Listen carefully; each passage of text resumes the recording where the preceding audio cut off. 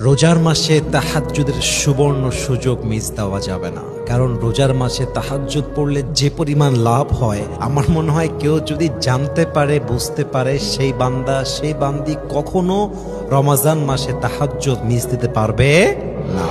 Number 1, হাদিসে আসছে যেই বান্দা রমাজান মাসে রাত জেগে কিয়ামুল লাইল করবে তথা নামাজ পড়বে, আল্লাহ রাব্বুল ইজ্জাত ওয়াল জালাল তার পেছনের সমস্ত গুনাহ খাতা মাফ করে দেবে। সুবহানাল্লাহ পড়েন সবাই আপনারা। তাহলে প্রথম লাভ কি? আপনার পেছনের গুনাহ মাফ হয়ে যাবে। দ্বিতীয় লাভ হলো, যে বান্দা তাহাজ্জুদ গুজার হবে তার সাথে আল্লাহর সম্পর্ক জুড়ে যাবে, তার সাথে আল্লাহর সম্পর্ক হবে বন্ধুত্বের মতো। একদম সবচেয়ে কাছের বান্দা হবে সেই বান্দা যে তাহাজ্জুদের সময় উঠে তার রবকে ডাকবে। 3 নাম্বার লাভ হলো, আপনি যখন তাহাজ্জুদ গুজার হবেন আপনি হয়ে যাবেন মুস্তাজাবুদ দাওয়া। আপনি যখনই কোনো দোয়া করবেন, আপনার কোনো দোয়া আল্লাহ তাআলা খালি হাতে ফিরায় দিবেন না। বলেন সবাই সুবহানাল্লাহ।